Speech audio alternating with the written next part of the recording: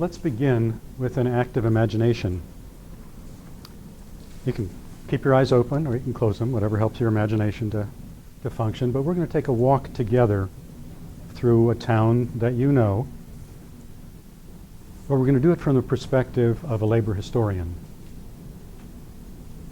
Okay? Everybody ready to walk? So, the first level you can imagine, or the first kind of thing, if you're a labor historian, the first thing you might look at would be sites of famous labor history events, say. So we're in Portland. You can imagine maybe starting at Pier Park and going to look at the trees that are scarred by bullet holes from 1934 when the police brought a railroad, well, they brought a whole chain of railroad cars through, more than 100 cops, shooting up at the Longshore workers who were on strike in Pier Park. A lot of those bullets hit trees. 4 of them wounded strikers. And I take people there. You know, you could go a little bit further down the tracks and see the next day how the strikers themselves figured out how to stop that train from bringing in workers who were there to break the strike. So that's the, one level. Or you could go to, what would another example be? Go closer into town, into northwest Portland, where the Portland Reporter had its headquarters. And that was a daily newspaper, published by the workers, lots of different unions, who were locked out at the Oregonian and the Oregon Journal, the 2 newspapers at the time. That building is there, the Portland Reporter, for 5 years, 1959 to 1964. Continued to publish daily, presenting labor's perspective on all the news. Not just local, but all the news. Same building, incidentally, housed the horses at an earlier for the Pony Express, another group of workers. Or something more recent, you all know where Powell's is, and you could think of that as a site that you're visiting on this walk, and you might remember that there were 3 efforts to organize workers at Powell's, 2 efforts to create an independent union, neither of which gained full traction, and then of course the successful effort. And Powell's workers are now organized.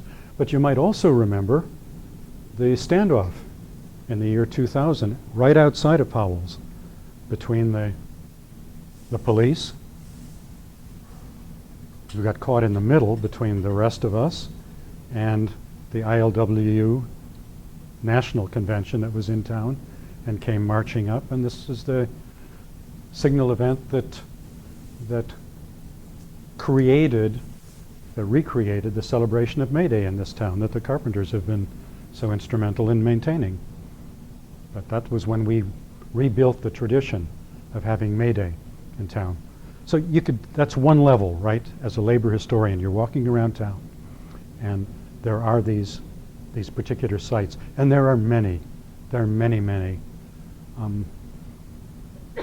Next time, well, I assume you will be interested. I'll bring in brochures, kind of labor history walking tours of Portland. And you can see some of these sites you might not be familiar with, and it changes how you experience, how you move around the city. But that's only one level. So, we're still walking, and you're still imagining. And I'm going to throw this back to you. I don't intend to talk all this time, so I'm going to throw this back to you in a moment. But another level, just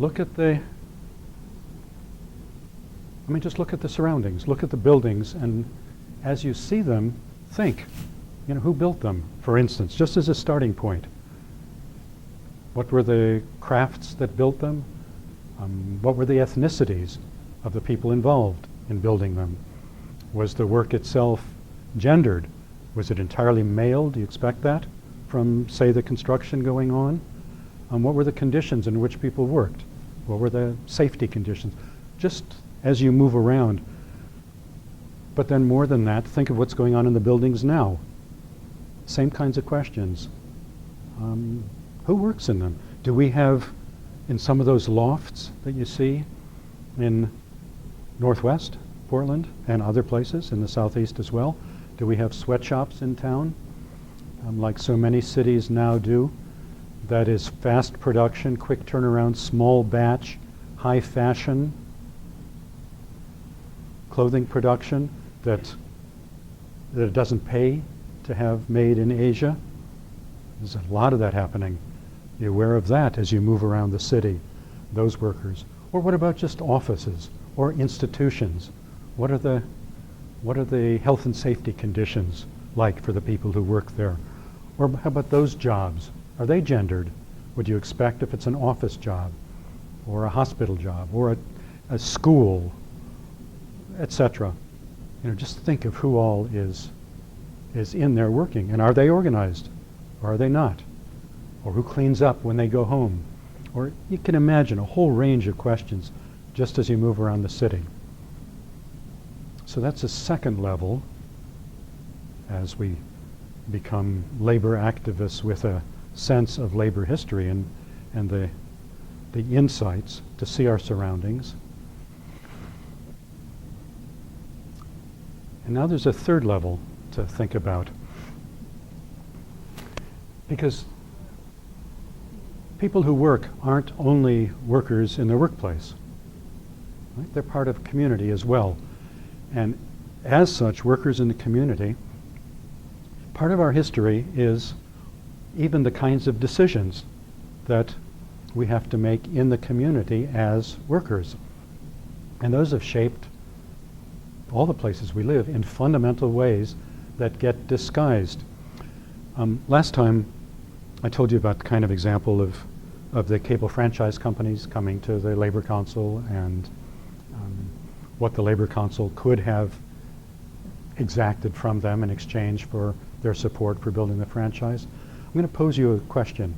We're going back to our time period, roughly, 115 years ago. Okay? And here's the situation. We all here are members of organized labor in Portland at that time. And that means looking around this room, I see some brewery workers.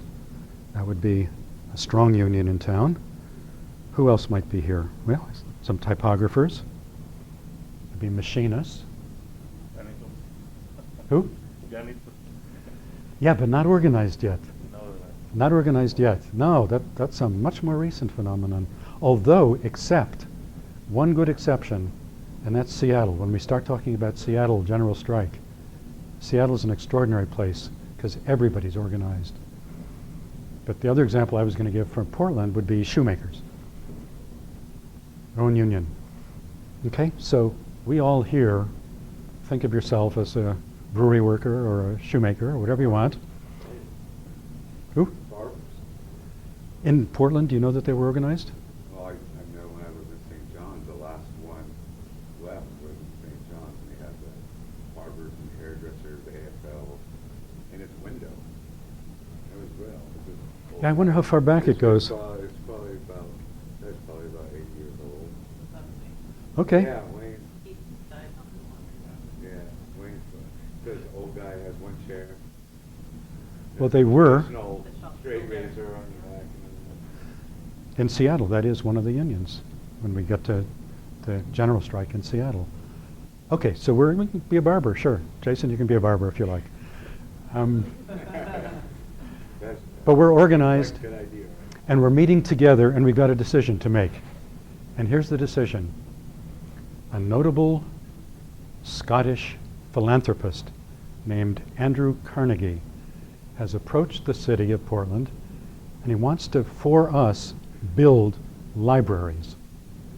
He wants to create the buildings to house books all through the cities, and he will pay for it.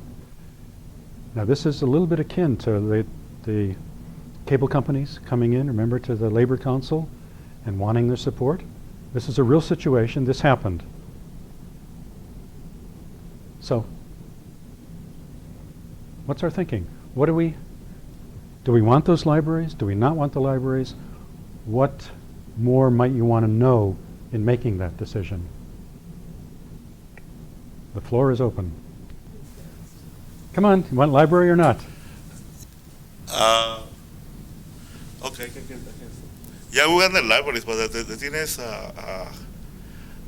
we want to know how the money that are going to be used for the library is the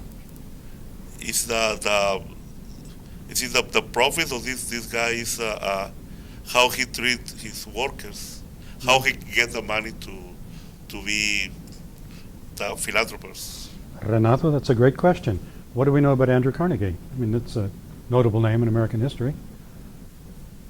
What do you know? He owned a steel mill, right? Yeah? So. Any of you heard of the Homestead Strike? Well, say. What I remember about the Homestead Strike is that he was not very kind to the workers there, and there was a big separation of workers, people that were skilled and unskilled, and that. I'm glad we got beyond he was not very kind to the workers. Do we want to accept somebody who's coming into town to build libraries who shot a bunch of striking workers at the steel mill? Okay, so Homestead is in your book, incidentally, and I'll talk a little bit about how to use the book. But if you're interested, go back, of course, and read the unit on Homestead. But so Renato's question has the floor. Carnegie made his money by exploiting steel workers. And I mean, he's the one who brought together the huge complex that became U.S. Steel, the largest steel company. And at Homestead, he broke the union. A lot of interesting features of that, you can find them in your book, but now we have an answer to Renato. That's where the money comes from. And that's why it's a decision for us to make. Yes, no, do we? Why is he suddenly deciding to be so benevolent and give us a library if he's exploiting our brothers and sisters on the other coast? Because he feels bad about having hurt some people. Yeah, he has something at the end of his life, like a crisis of conscience, something like that. Like. Yeah, I mean, I think his motives are less. We can't ever really know them, right? Yeah. I mean, I'm sure you're on the right track, and that's what he reports too. What he did during Homestead was he disappeared. He went off. He went to vacation. He took a vacation. To Scotland. He did, and he left things in the hands of a professional anti-union person, Frick, Henry David Frick, who brought in the Pinkertons, and there were gunfights and etc. And he broke the union. He broke the Steelworkers Union. So whether this is his conscience acting up, but the answer is that's the source of the money in any case. Yeah. But I haven't heard any decisions yet. Do we accept it or not? Do we accept it in spite of that? Are we okay with somebody who broke a strike of workers trying to organize and killed a bunch of our brothers and sisters at Sympathy? It kind of sounds like it's like an image rehabilitation almost. Well, I'm also wondering, what's the economic situation? Are we all desperate for money and jobs and food right now, or are we comfortable, or what's the setting? Okay, well, those of us here, that is the organized workers in town, it's going to vary a bit. Some of us are artisans, and our skills are being phased out, which is part of what happened in Homestead, part of what happened in steelworkers, which was very much a skilled operation with lots of unskilled helpers, and they figured out ways to take the skills away from those people and spread them out. They no longer needed skilled workers, and that's ultimately what enabled breaking that strike. So those of us here, relatively, we're union people. We have skills that are respected. We can demand higher wages than most of the people around us are getting. Anybody want to ask about reading habits? Is that relevant? Remind me again what year it is? Let's say we're talking about 1903. How about? I don't remember exactly the. I'm just thinking the general literacy of the population, and is this going to be something that's going to be used only by the elite socialites of Portland, or is this something that the working class stiffs are actually going to have a chance to use? Are we going to be deemed too dirty to go into the library? Because if he's just giving us money with no strings attached, hell yeah, let's take his money and build a library, but is it something that's actually going to benefit us, the working people? I'm going to surprise you. That working class was much more literate than folks now. There was no TV, no computers, nothing to distract you, except reading. Reading was big, and there were publications for workers specifically. Again, when we get to Seattle, we'll find, leading to the 1919, in other words, pretty close in time to the period we're talking about, we'll find a daily newspaper that has 112,000 readers for labor, published by labor. But this is a literate working class in general.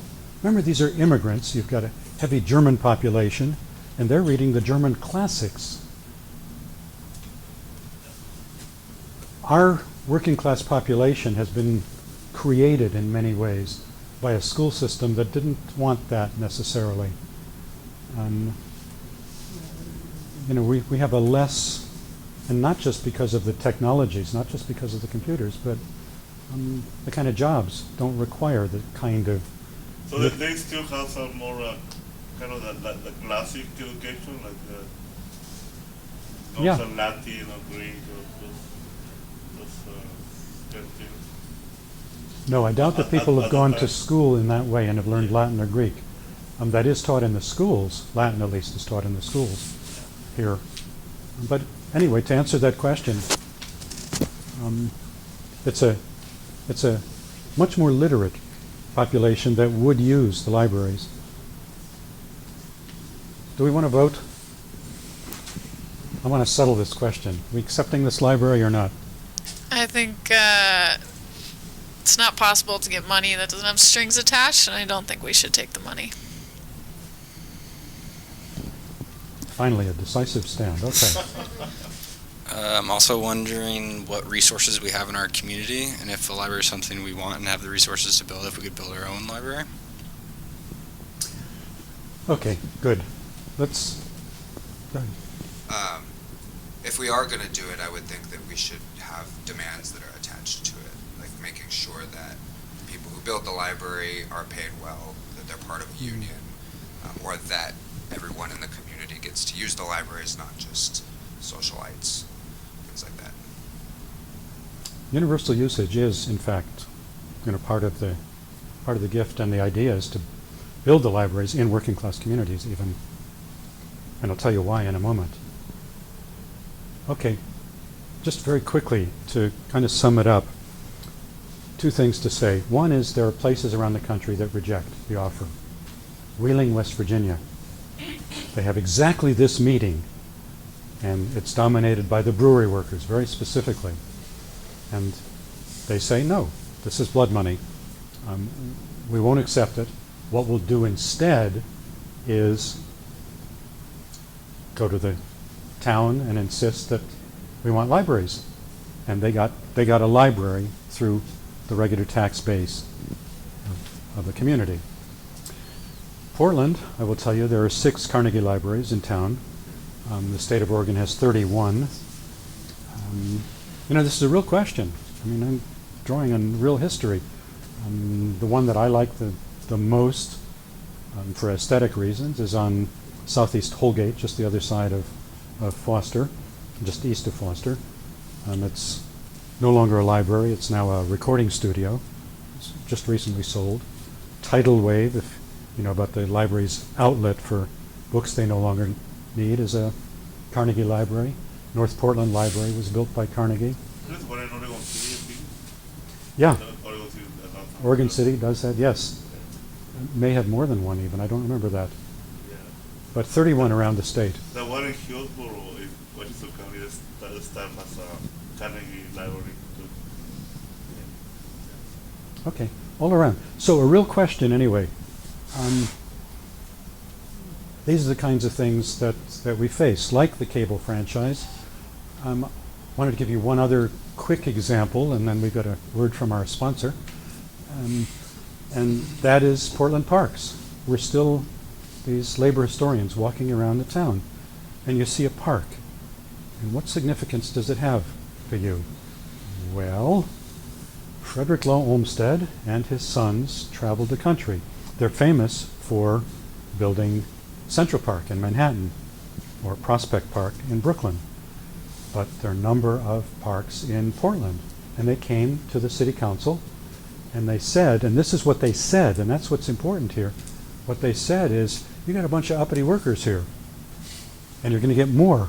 You know, you're going to having immigrants come in too. What are you going to do about it? We need to create, here's our answer to that, and you'll pay us to make it happen. We'll build parks for you. We'll create parks for you. And a number of Portland parks are products of very specifically that, that selling point to the Portland elite. That this is something that will provide recreational opportunities for workers, and that will deflect them from otherwise the kinds of demands that they make. Now, a couple of things to say about that. One is, well, Selwood Park, those of you who know it, that's one of the parks that the Olmsted built, and I mention it, well, a bunch of reasons. It's got an interesting history, what they thought workers would want. It used to have a casting pond in it, but also the Pony Express Trail, the ponies that went to where the Portland Reporter that I mentioned earlier came right through Selwood Park, and the trail is still there if you know where to look. They came up from the Bay Area and brought their dispatches. But the second thing to say about the parks is, of course, that we use them too. So just like we may use the libraries, but we use the parks. And so these aren't clear-cut kinds of questions. Many of our marches, of our demonstrations take off from parks. We use Pier Park to commemorate the event that I mentioned before, the 1934 Bloody Thursday. But the actual Bloody Thursday commemoration takes place down in Oaks Amusement Park. And I think Portland Rising, and I'll use that as a segue to let Marty say a couple of words about Portland Rising, I think had a picnic in a north or northeast Portland, had a barbecue a couple of years ago. And we give talks there, some of our civil rights marches in town, etc. So that's, as you look around the city, there's kind of a rich history if you keep all these kinds of questions in mind.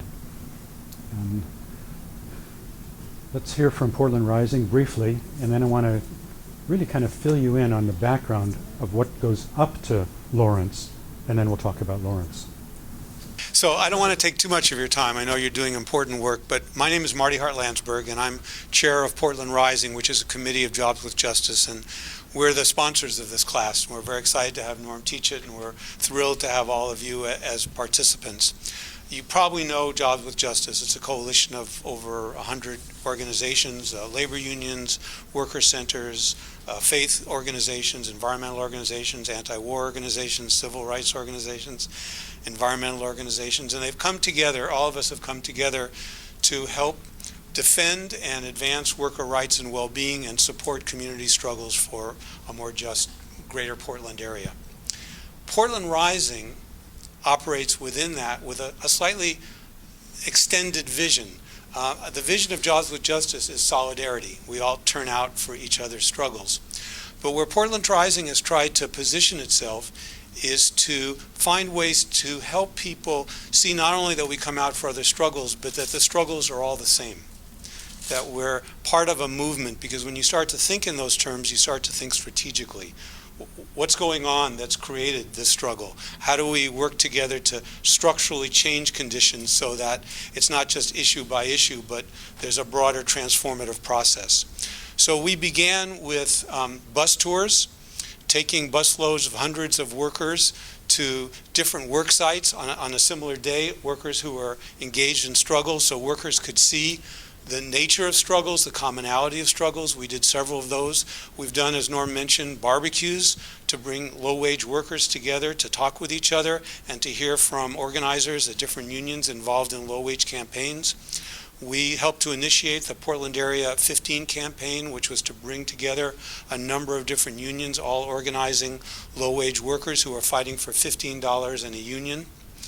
So our goal has been to try and create commonalities for people to see the common structural underpinnings of the problems. And this class is one of our initiatives in doing that, to reach out, and we're so grateful that activists like you from different parts of the city with different experiences come together. And this class is a way of drawing your experiences and helping you share others' experiences, and to come out, hopefully, much more attuned to what's going on in a broader sense, and with some strategic background that you can impart to other people and help to build a stronger movement in Portland. So we're glad you're here, and we look forward to what you're going to contribute when the course is over. Portland Rising itself meets the second Wednesday of every month right here. Norm was threatening to have you just stay all the way till 7 o'clock tomorrow when we meet, but I said he didn't have to do that. So I want to say we appreciate you being here. We appreciate Norm offering this course, and we're excited when this course is over to see you as a resource for Portland Rising and for the community as a whole. So thanks. Well, I wrote down lots of things to say as an introduction to the course, but you're all here and you're eager and you want to do labor history, so let's forget about that. But would appreciate when we take our break if somebody would come and talk with Chris and Claire, who were not here last time, and just kind of fill them in on what happened. And Terry, remember, the nurse is part of the class, but had a tragedy that prevents her being here tonight, but is still very eager, wants to be here. So. Okay, let's turn to the history and forget the introduction of the class. How about that? I want to take you, yeah. I was just wondering, if we might just go around and say names again, just as we learn. Sure, yeah. Get to Start. know each other. Okay. I'm Rosie. I'm Sam, pronouns they, them. Chris. Claire, she, her, hers. I say like organization. I work in Virgo working again, and I'd be Denise. Claire. Let's just do the names for now. No, we did extensive introductions last time. Oh. I'm sorry, yeah. Renato. Russell. Alex. Marcus. Jason. Justin. Jill. David, he, him. Rachel. She, her. Okay, now should Chris and Claire go around and say everybody's name? Or? No. Okay, we'll forget that. Let me ask you actually another kind of quick question, I hope quick question, because I'm interested in this as kind of an indicator, and maybe we'll come back to this at the end of the course and see whether your thinking about it has changed at all. You think organizing is easier in good times or in bad times? Do you think mobilizing people, bringing them together? Bad times. Bad times. Organizing is never easy. I'll stick with my comparative, easier. Is that the consensus? Bad times. Yeah. Bad times. Huh. Okay, interesting. We'll come back to this. I might disagree. You say you disagree? I think maybe in better times, it's Mhm. easier. Yeah. Why? I don't know. I guess I'm just trying to imagine like Burgerville organizing like during the recession. Maybe it's different types of organizing at different moments that are easier, but I feel like it would have been really hard to mobilize coworkers to take the sort of risks that we are when like there were literally like couldn't get another job.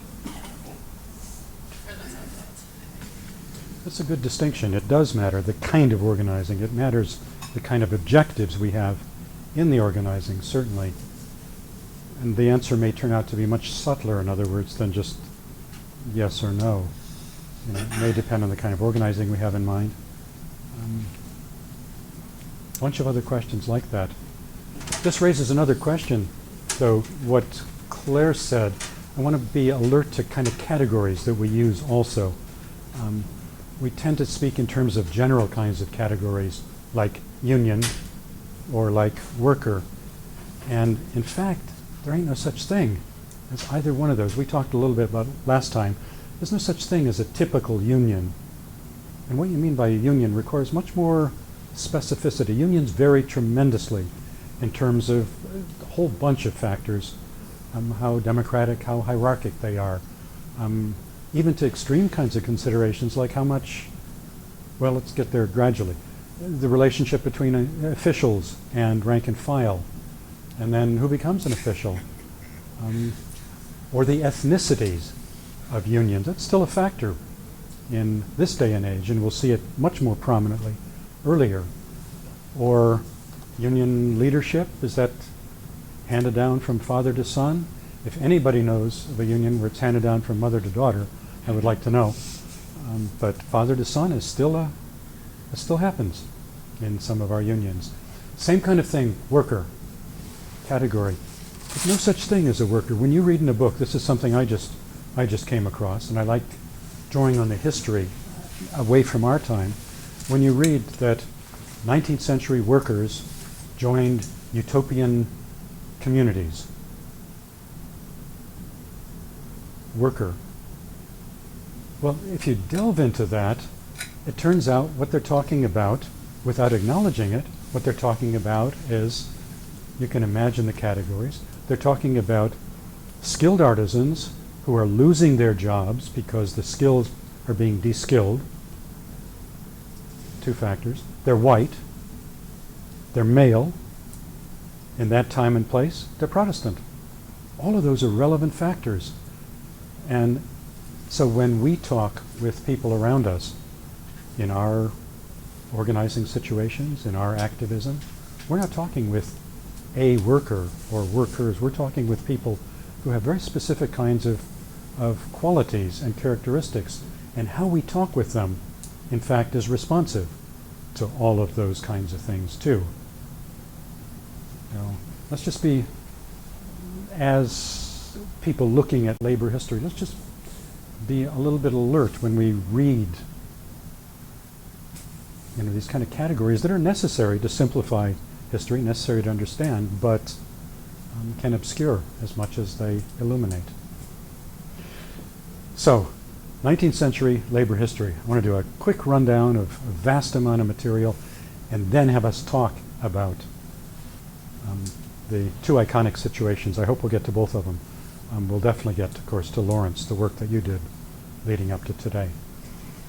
First half of the 19th century, unions, nearly the entire first half, unions in the United States are outlawed. They're criminal conspiracies. Can't have a union. That's till 1842. At that point, what happens is the Massachusetts Supreme Judicial Court recognizes that people aren't being convicted. They're being charged as criminal conspirators, but they're not being convicted by juries. And so they say, well, this doesn't make any sense to have a law that we can't enforce, and the law gets changed. And that's part of the background to what enables the legality of unions. And it's maybe the first lesson to draw from our history, which is so many of the things that we've won, and we'll see this repeatedly, came about by flouting the laws. One of the reasons we're not going to spend too much time in this class on labor law, because really the key issue for organizers now is what attention to pay at all to labor law. So we'll see that repeatedly in history. Till about 1870, worker action, working class action, collective working class action, was basically, I don't like the term, but I haven't come up with another good one, mob action in the street. It was people taking control of the street. It was community oriented. People lived with other workers they related to on the job.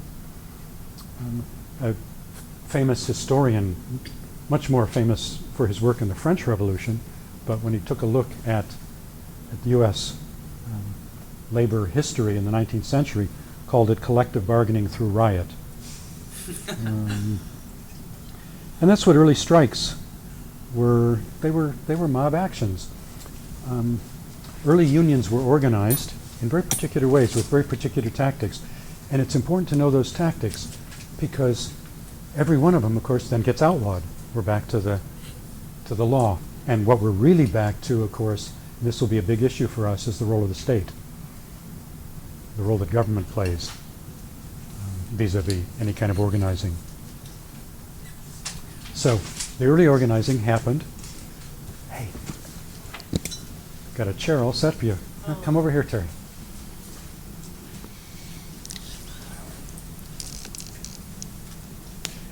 You know what? Why don't we take our break now? I used to have a radio program in town, and I used to play music from this, and especially that particular piece. You'll notice how close it is even to the Brecht poem that's in your book, The Power in Our Hands. And take a look at that if you haven't already. And I thought for years and years that this really was something that Anna Louise Strong had said, that the songwriter, that the composer had taken her words and put them to music. But then I met him, and it turns out that he had created these words, and probably based on the Brecht poem even. Anna Louise Strong was quite a notable figure. Anyway, hope you enjoyed that, and the point is, again, that in many ways that history is live, and this is a contemporary rock opera, going back, looking at that history. Well, let me proceed then with just kind of the background to Lawrence, or the development of labor organization through the 19th century. So early unions were organized through a bunch of very specific tactics, and I'm going to tell you what they were, and then just be aware that every single one of them then was outlawed by the state. So, first tactic was sympathy strikes. That is, can take a couple of different forms, but if you're organizing someplace and you're on strike, well, somebody wanted to say what a sympathy strike is? Go ahead, because you guys encounter it. From all time. Yeah. Well, Sympathy Strike would be, I'm in a craft union, I'm in the carpenters. A Sympathy Strike would be if on the same job site, because there's many different crafts, let's say the iron workers were mad and they went on strike. Sympathy Strike would be for us to go on strike also, support them. Us being one of the different crafts. A different craft under a different contract, which in the building trades, it's looked on very poorly if somebody, even though they're in a different union, walks through your picket line. It's a little bit different than I've seen with some other unions. So that was a major tactic for organizing in the 19th century. Boycotts were another tactic, and you can imagine what that means. Boycotting the product of someone where the workers are attempting to put pressure, not even necessarily having to be on strike. Sit-downs, you can imagine what that is, and we'll certainly encounter them later on. We'll encounter them when they're illegal. This is a point where they've not yet been outlawed, but workers stay on the job and just sit down.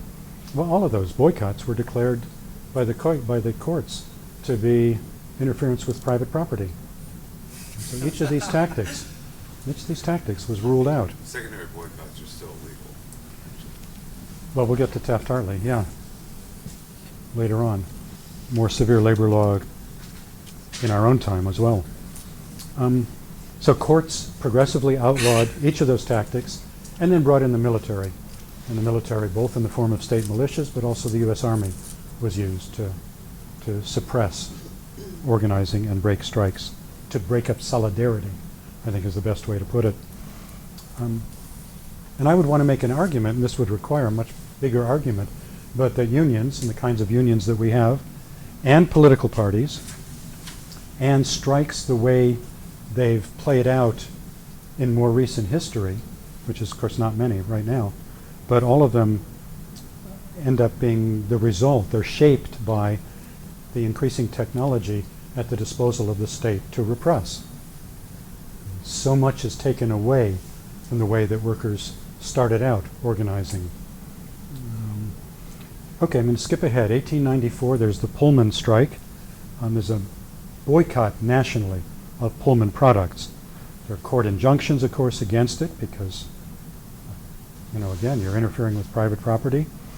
And a fellow by the name of Eugene Debs, and I'm not going to use many names in this course because that's less relevant to us than kind of the broader social, political, economic trends.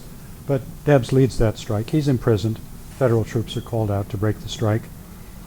In 1896, that same Massachusetts Supreme Judicial Court outlaws peaceful picketing. Again, it's interference with private property. Isn't that also when they broke up the railroad unions, forced them to be by craft instead of one railroad union? They busted them apart.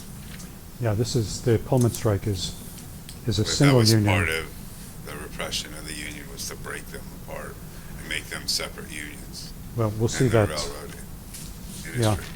yeah, we'll see that starting at that point all the way through our history.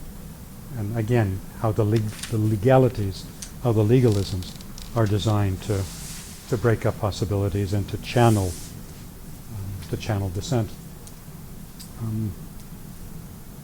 And so peaceful picketing is outlawed, and again, because it's not illegal now, it's only reestablished by people who break the law, by people who go ahead and do it anyway.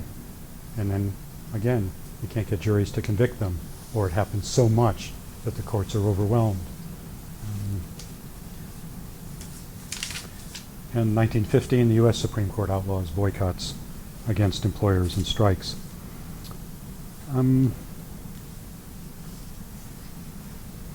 Well, a lot of things to say, but I want to go back and look at who the people are involved at this time.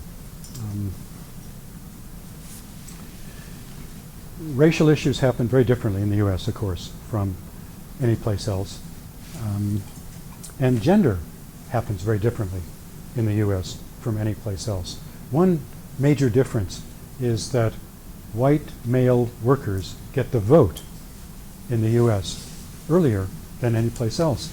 And what that means is that organizing that happens in other places, let's say Europe, because the U.S. is closer to being a European kind of country at this time, that organizing combines economic demands with demands for political rights.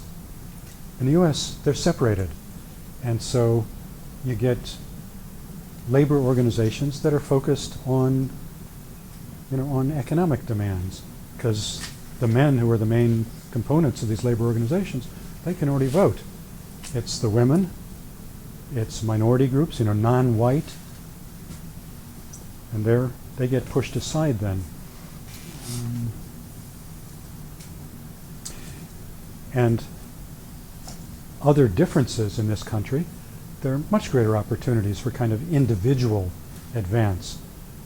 The kind of economic system we have, capitalism, grows by leaps and bounds in the 19th century, and so there are all kinds of opportunities for entrepreneurship or to become supervisors, to elevate yourself, and it makes solidarity as a worker more difficult than in other kinds of circumstances.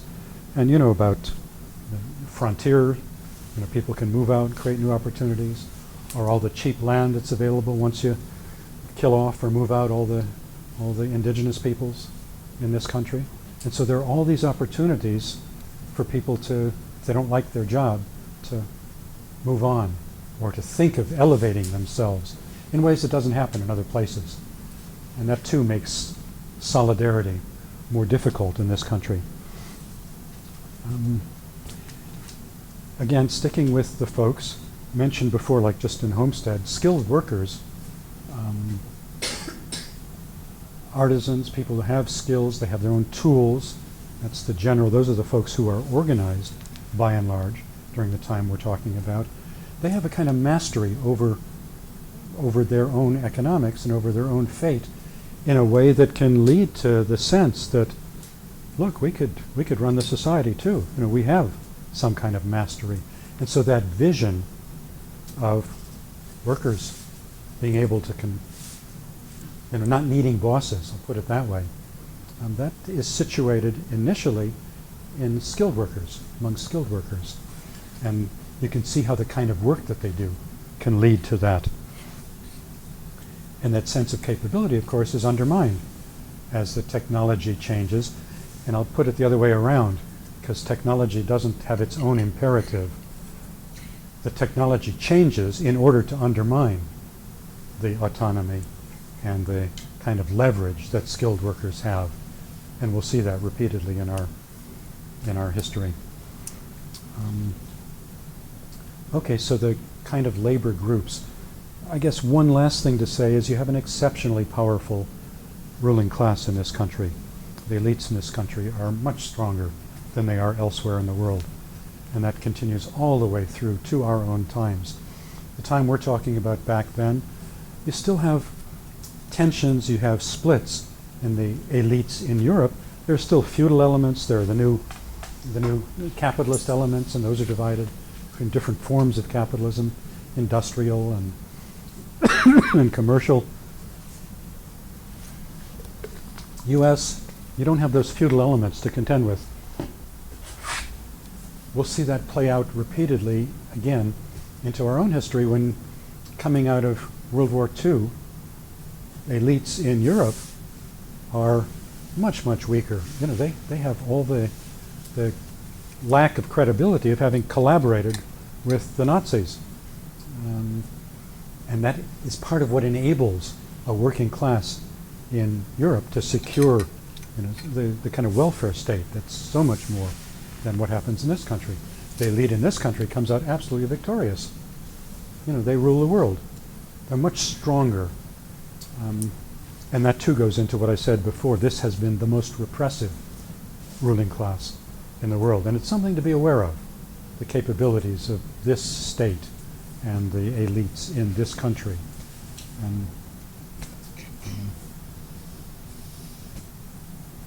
We tend to live in times where we think that we're all making nice with each other. But there's always that capability, and they, in fact, use it. But that kind of pressure and that kind of capability ends up shaping the kind of labor movement that we get as well. And so you end up with the AFL, the American Federation of Labor, persists to this day. Some of you are members of unions that are affiliated with that federation. The difference between a federation and a union. Like the Labor Council that Terry raised last time is a federation. Unions are members of it. They feel, and very explicitly, the early leadership of the AFL feels, we're not in a position to confront employers.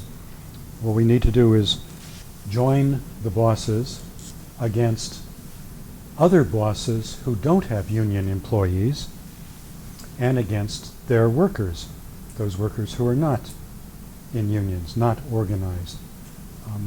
And so you get movements like Union Label movement. But when you look at how it's actually promoted at the time period we're talking about, it's racist attacks on other kinds of workers. The AFL is talking about non-union workers, often immigrants, as shoddy and unhygienic. And, anyway, you wouldn't want something made by those kind of people. Now, it should be pretty obvious to you that I did not mention slavery, for instance, in the 19th century. I skipped over what could be another whole huge topic. But I want to be very, very clear that race is a defining element in what shapes the labor movement and continues to be in our own days. So let's keep that in mind. To say just two sentences about that aspect of the 19th century, well, maybe four. White workers end up, first place, defining themselves as distinct from African American workers, from black workers. That's what enables us to accept the poor conditions that we face as workers, because we're not slaves after all. Isn't that kind of still happening today? When you said that, it made me think about how people are like, oh, we don't want these, like, products from China are like shitty products. You want like American made, support American workers. But it's kind of the same thing, like dividing the working class internationally, right? We'll see how that kind of thinking, when it flourishes and when it doesn't. And very explicitly, for instance, coming out of the Seattle, after the Seattle General Strike.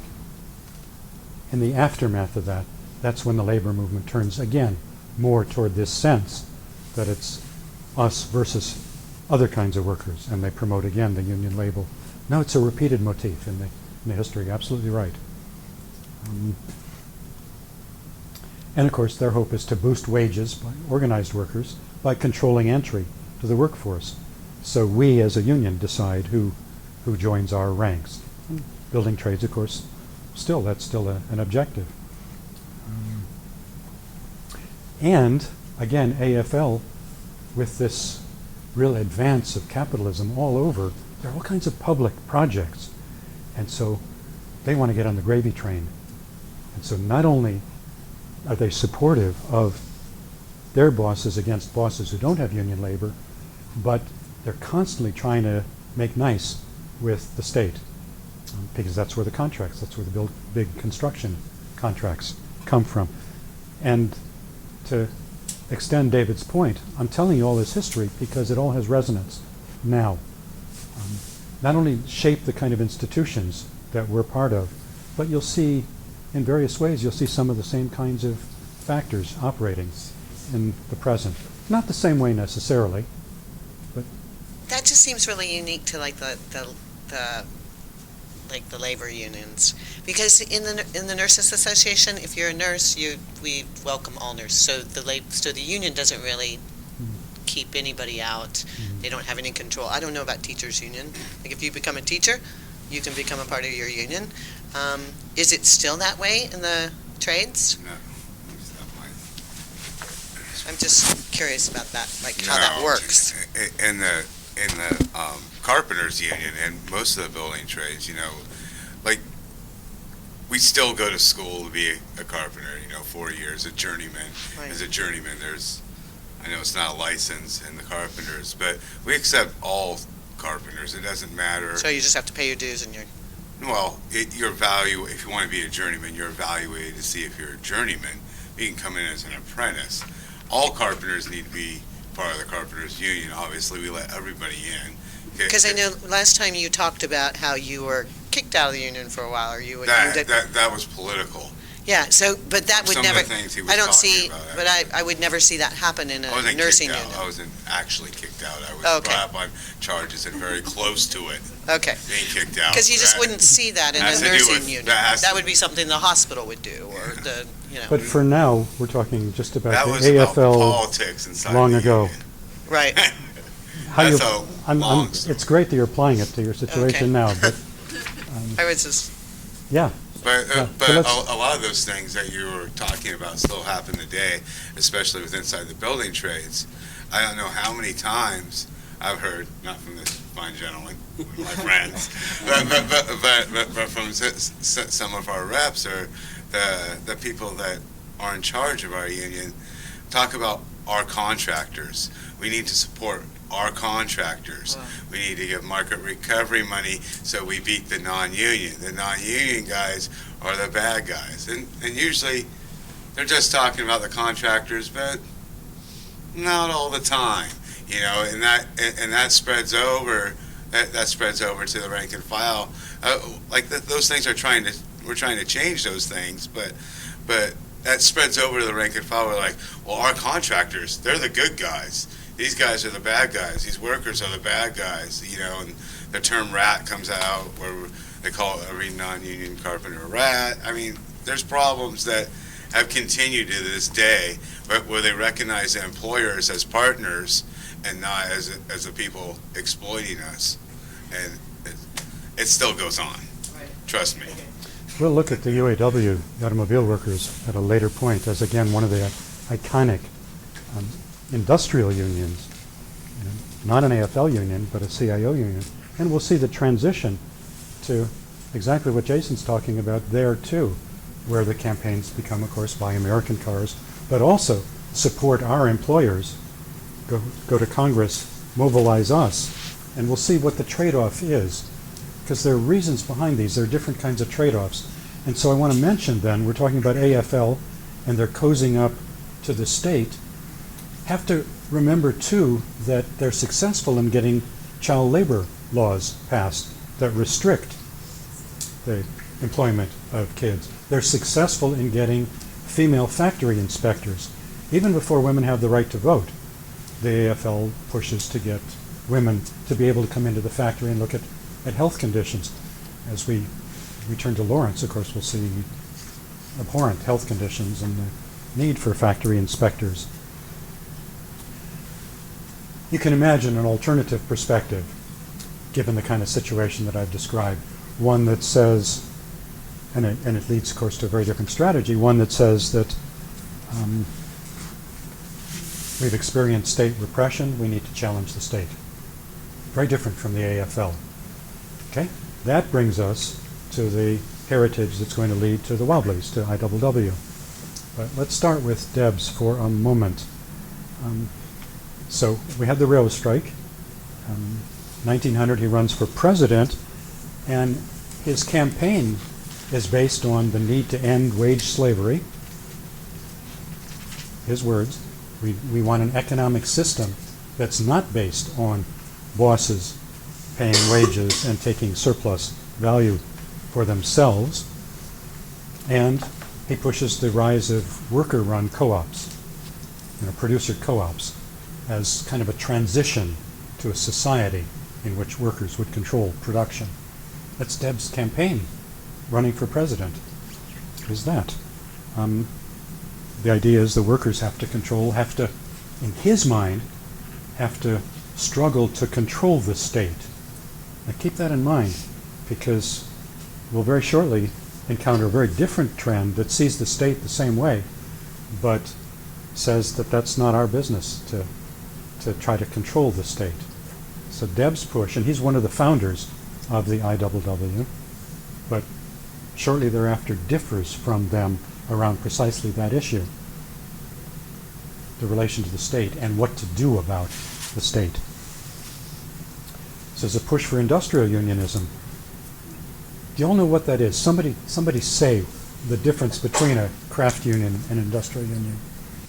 A craft union organizes by trade, so the carpenters, the nurses. An industrial union says, let's take everybody and put them in the same union. So maybe it's a work site with carpenters and electricians and whoever else. Let's put them all on the same union because they've all got the same aims. And ultimately, let's take all of the working class and put them in the same union because they all have the same aims, which is to, depending on where you're going with it, extract your own profit from your own labor as opposed to turning it over to somebody else. That went well beyond, of course, what American industrial unions have been or aspire to. But yes, thank you. I come from the Midwest and have experience in the East Coast, and I'm used to auto factories, for instance, where everybody in the plant is a member of the same union. And so I hadn't experienced until I came out here a similar kind of plant, farm equipment or something akin to auto, where you come into the plant and the machinists are separate in a separate union. You have the same kind of workers that you would have in the auto plant I'm familiar with, but they're just divided up into different unions. So industrial union does not mean industry in the way we think of it, manufacturing, but it's a way of organizing workers, exactly as Sam said, although her vision extended it a bit further. Good. So that was part of Debs' push also, was for industrial unionism. With the growth of large industry, as in Lawrence, craft unions no longer viable, Debs is saying. and there's an impulse now to promote industrial unions. The AFL were opposed to unskilled labor being part of the federation to begin with, which caused the rise of the CIO, which were unions that organized unskilled workers in factories. And I mean, there's a difference when that started to change. The AFL, before they merged into the AFL-CIO. We talk about that a little bit. Sure. Yeah, 'cause I know that I can't remember his name, that was head of the CIO, punched out the president of the Carpenters Union at the time. Donna Hutchinson. Lewis. Yes, I remember. You remember it because it was a carpenter. I remember in the first 30 years of the CIO. So. Yeah. Sure. All these play out over time. I'm going to give you a quote from Debs, and then I feel a kind of presence in the room that we're going to have to respond to. And this is Debs on the role that union officials play. And this is, again, part of his campaigning. And he says they play an ambiguous role. They are both, this is the quote, the leaders of labor and the lieutenants of capital. He's talking about labor officials. I don't like using the word leaders. I want to save that for folks more like ourselves here. But labor officials, they're both the leaders of labor and the lieutenants of capital, who in their dual role find it more and more difficult to harmonize the conflicting interests of the class of whom they are the leaders and the class of whom they are the lieutenants. He's making a statement about kind of the inherent conservatism of unions as they're starting to be organized. Then, very quickly, someone want to say what you think he means by labor officials being the lieutenants of capital? They're collaborators. Of necessity, he's saying that's part of their role. Yeah, they have an interest in like maintaining the profitability of whatever enterprise they're representing. For various reasons, they are what Dustin said. Yeah, I was pretty much going to say that the same thing. Like I was explaining before, when some of them were first formed, even the craft unions were very militant organizations, and when they grew into this relationship with the employers that was a partnership. By saying they're the lieutenants of capital, they actually have turned in to, I don't know what you would call it, the aristocrats of labor that are actually stopping workers from pushing the movement further to the point where we wouldn't need the contractors anymore, or the bosses anymore. That's their role. They've turned into they've turned into part of the problem in many cases.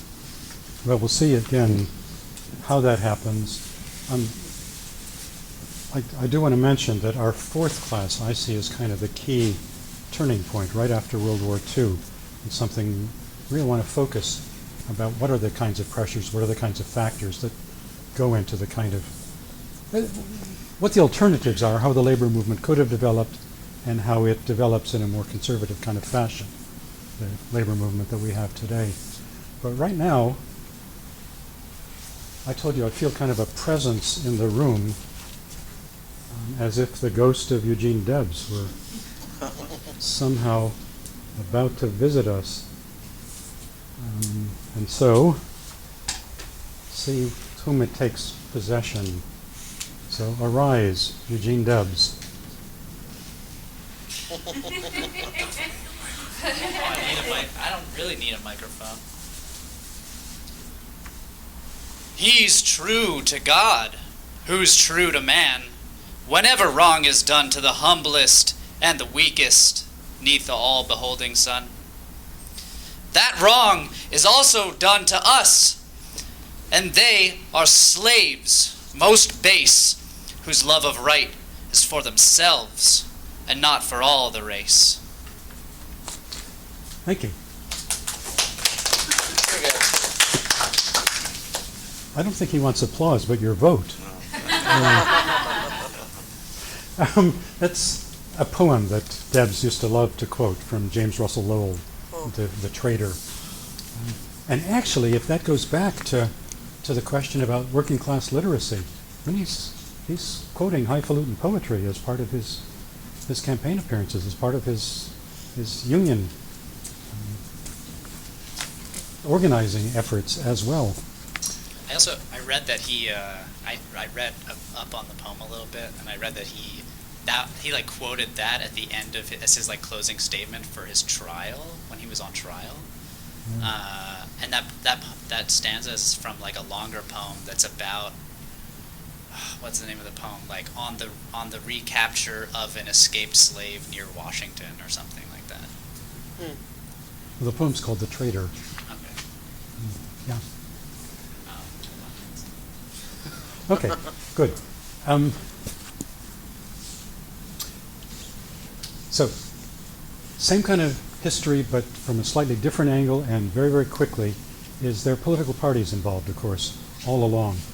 And we may tend to think now of labor movement, whether we're talking about unions or beyond unions, because the labor movement, of course, consists of well beyond unions. And I do want us to make a distinction between work, you know what that is, labor, which may include work, but is the workers who do the work, and working class, which goes beyond the workplace into the kind of community that we were talking about earlier. And we're running out of time, so I'm going to do something slightly different. At one point,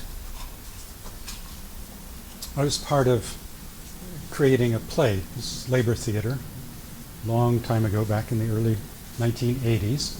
This is a play, Season of Silence, that's set in the Oregon woolen mills that are right by, on the east side of the river, right by the Willamette Falls. That was the source of power. You may know that the Willamette Falls were the first source of electricity in the entire West Coast. Happened right here in Oregon City. And this was a mill that was there.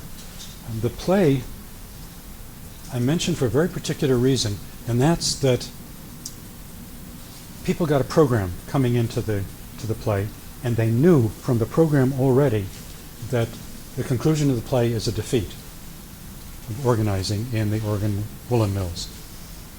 The play then shows victory, shows success in 1903, and the real challenge for the audience is to figure out what about the way that victory was obtained in 1903 led to, permitted the defeat in 1905, such that there was no more organized labor in Oregon woolen mills, in any of the Oregon woolen mills, until the 1930s, until we get CIO organizing.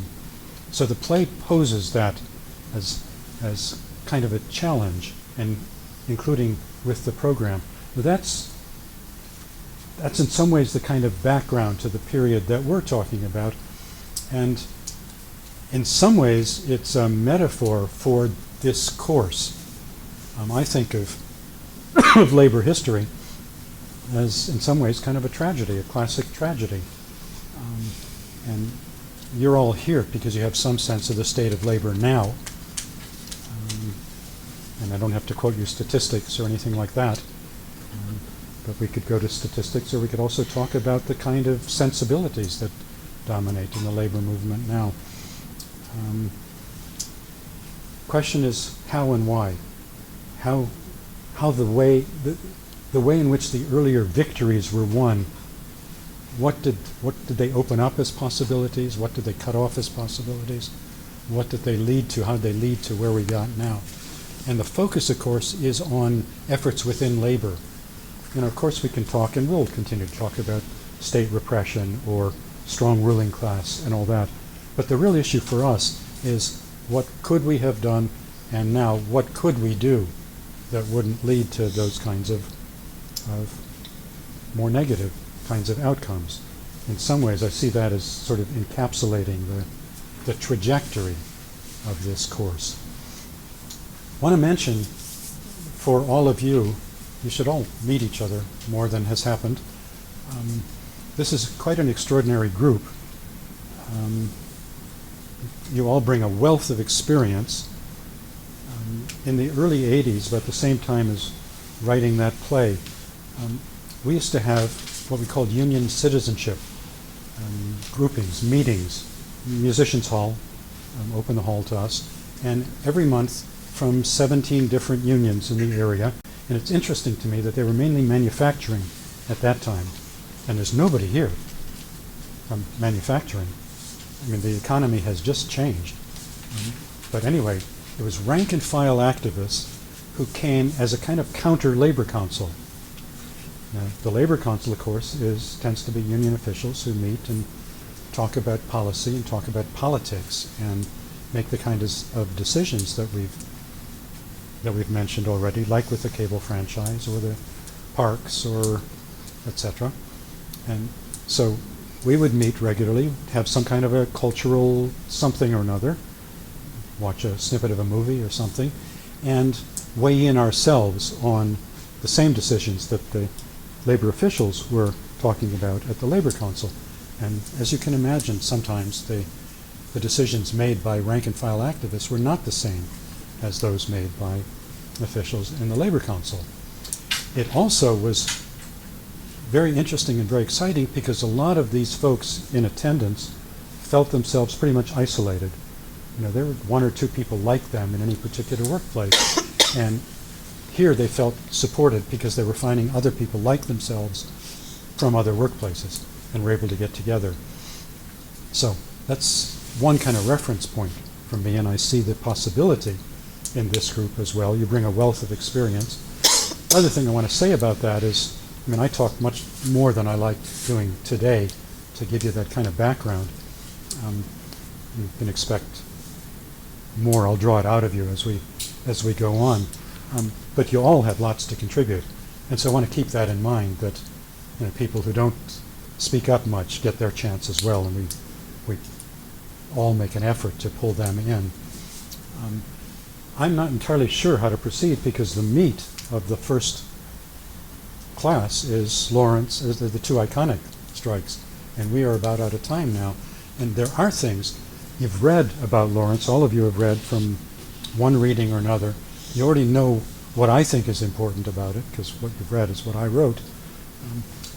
And I don't want to just have you parrot, of course, what I wrote, but I'm very interested in very particular questions to get you to respond to in thinking about that reading. We don't have time now, so I guess that's where we'll start next time. But the reading for next time, and I have no idea whether we will actually get to it, I'm sorry to say, but go on in the book and read about the 1934 Longshore Strike that's set in Portland, actually, in your book. Let's do that. And here roughly is how we're going to divide things up, if time permits. And that's next class. I want to look at kind of autonomous worker organizing in the early 30s. What's happening?